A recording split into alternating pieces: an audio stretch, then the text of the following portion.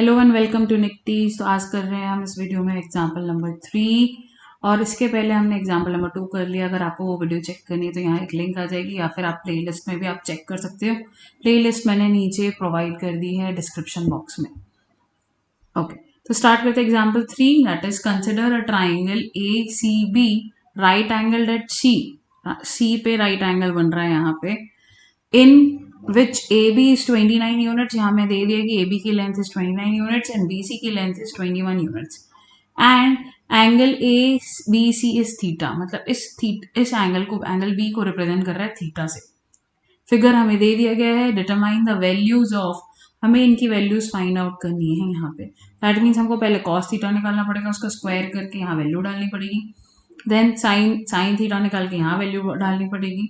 Similarly यहाँ पे भी सारी वैल्यूज डाल के हम पुट करेंगे और आंसर फाइंड आउट करेंगे। सिंपल है, ठीक है।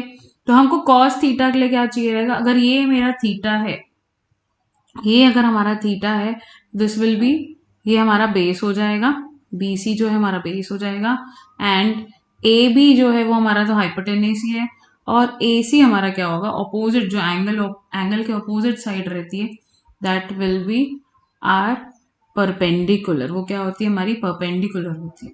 तो स्टार्ट करते हैं। तो हम सबसे पहले क्या लेंगे? हमको ये फाइंड आउट करना है, ए सी फाइंड आउट करना है, तभी तो हम साइन थीटा की वैल्यू फाइंड आउट कर लेंगे। कॉस थीटा की तो यहाँ से आ जाएगी base upon hypotenuse, that will B 21 upon 29। लेकिन हमको ए सी की वैल्यू फाइंड आउट करनी है to calculate sine theta. So for that हम लिखेंगे इन ट्राइंगल ए बी सी या ए सी बी, हम क्या लगाएंगे यहाँ पे? पाइथागोरस थ्योरम यहाँ पे अप्लाई करेंगे। That will be A B square equal to A C square plus B C square. So this is the Pythagoras theorem. अब हम करते हैं यहाँ पे सारी वैल्यूज पुट कर लेते हैं और ए सी की वैल्यू निकालेंगे। तो हम यहाँ पे सारी वैल्यूज पुट कर लेते हैं। दैट इज ए बी है हमारा 29, तो यहाँ आ जाएगा 29 का स्क्वायर इक्वल टू ए सी हमें नहीं मालूम है अभी, और बी सी है दैट इज 21 का स्क्वायर। ठीक है, फटाफट फाइंड आउट कर लेते हैं। 29 का स्क्वायर माइनस 21 का स्क्वायर। ओके, ये ऐसा हो जाएगा। अब यहाँ पे देखो ये कैसे दिख रहा है? ए स्क्वायर माइनस बी स्क्वायर, तो हम यहाँ पे प्रॉपर्टी लगा सकते हैं। That is 29 minus 21 into 29 plus 21, fine, which will be AC square. तो 21 will be 8 into, यहाँ पे बच जाए, दैट इज यहाँ पे आएगा 50। This is equal to AC square. तो इसको सॉल्व कर लेंगे तो आ जाएगा यहाँ पे 400 AC स्क्वायर। तो AC हो जाएगा अंडर रूट 400, दैट इज 20। तो यहाँ पे अब हम साइन थीटा और कॉस थीटा की वैल्यू फाइंड आउट कर लेते हैं।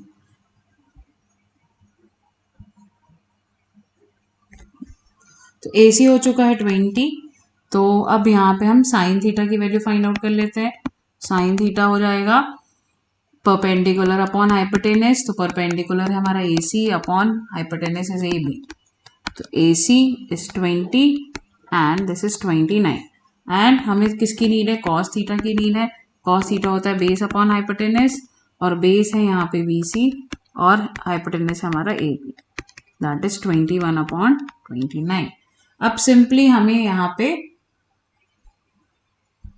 सिंपली हमें इस एक्सप्रेशन में इसको वैल्यू को पुट करना है और फाइंड आउट करना है। तो पहला एक्सप्रेशन है cos square theta plus sine square theta.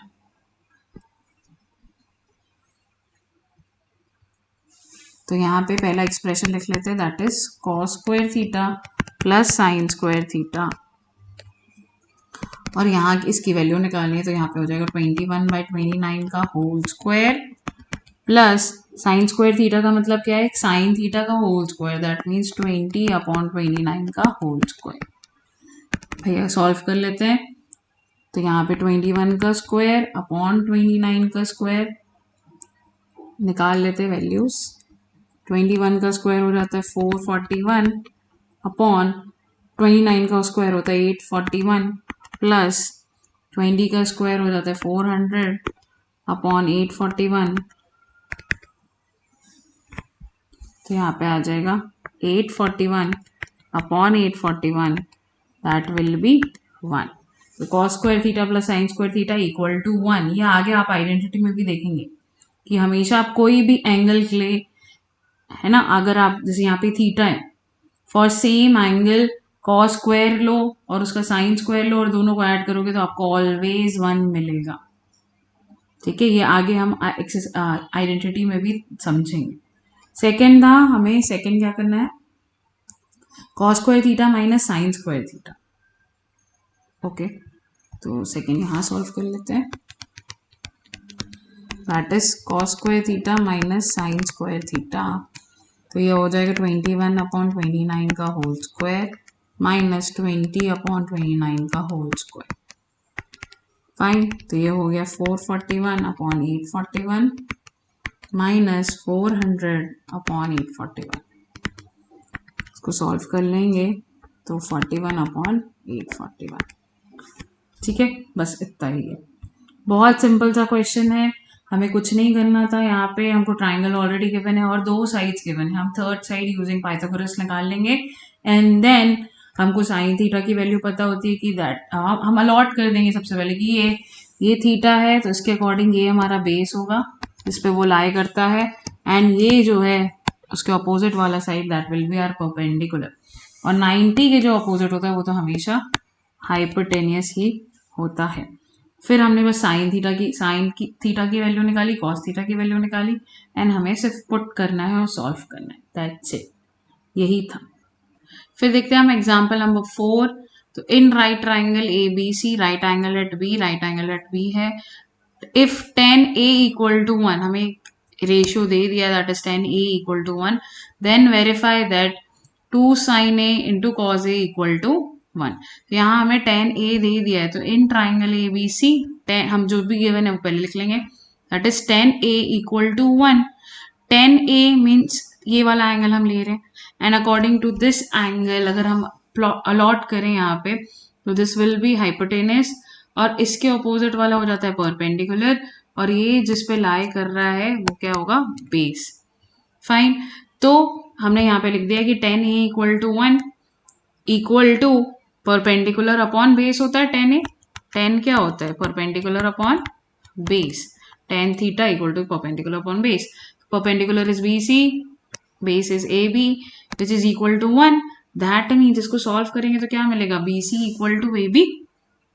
Fine, तो BC इक्वल टू AB, तो उसको हम एक कांस्टेंट अलॉट कर देते हैं, लेट इट बी K, है ना, क्योंकि वो दोनों इक्वल है, पर ये तो नहीं कि दोनों 1 है ना, तो हमें कोई equal numbers can be anything, 2 भी हो सकता है, 3 भी हो सकता है, कुछ भी हो सकता है, उनका रेशियो इज 1, तो हमें एक नंबर एक्चुअल उसकी लेंथ नहीं पता है तो हम उसको क्या ले लेंगे, K, let it be K, where K is any positive number. Fine, अब हम क्या करते हैं, हमको तीसरी साइड नहीं पता है तो तीसरी साइड फाइंड आउट करेंगे using Pythagoras theorem. Using Pythagoras theorem हम AC की वैल्यू निकाल देंगे, तो AC की वैल्यू आ जाएगी √k² प्लस k², यहाँ पे इसको सॉल्व करेंगे तो √2k² आएगा, तो k² को अगर हम रूट से बाहर निकाले, रूट लें इसका मतलब ये √2 और √k², तो √2 तो ऐसे ही रह जाएगा, बच जाएगा यहाँ पे k, तो यहाँ पे हम लिखेंगे k√2। फाइन, तो यहाँ पे अब हमको मिल चुका है, यहाँ पे हमें मिल चुका है कि दिस इज k/k 1 आ रहा है, और यहाँ पे जो हाइपोटेनस है दैट इज AC है वो क्या है, k√2। फाइन, अब हम साइन, क्योंकि हमें यहाँ पे इसको प्रूफ करना है, दैट मीन्स हमको फाइंड आउट करना है साइन ए एंड कॉज ए, तो साइन ए क्या हो जाएगा, साइन ए क्या हो जाएगा, यहाँ पे साइन ए परपेंडिकुलर अपॉन हाइपोटेनियस होता है, परपेंडिकुलर है हमारा BC, AB नहीं BC, दैट इज K, और हाइपोटेनियस है हमारा k√2, तो यहाँ पे k कैंसिल हो जाएगा तो 1/√2। सिमिलरली हम कॉज ए भी निकाल लेंगे, यहाँ पे कॉज ए दिया है, कॉज ए निकाल लेंगे हम, और that will B AB/AC, that will also 1/√2। तो अब हम इस इक्वेशन में पुट कर लेंगे साइन ए और कॉज ए की वैल्यू, है ना, तो यहाँ पे √2 इंटू √2 इज 2 और 2 कैंसिल हो जाएंगे तो 1 बचेगा, which is the required value. तो यही क्वेश्चन एग्जाम्पल 4 खत्म होता है। आई होप आपको वीडियो अच्छी लग रही हो, अगर आपको अच्छी लग रही हो तो please like share and subscribe.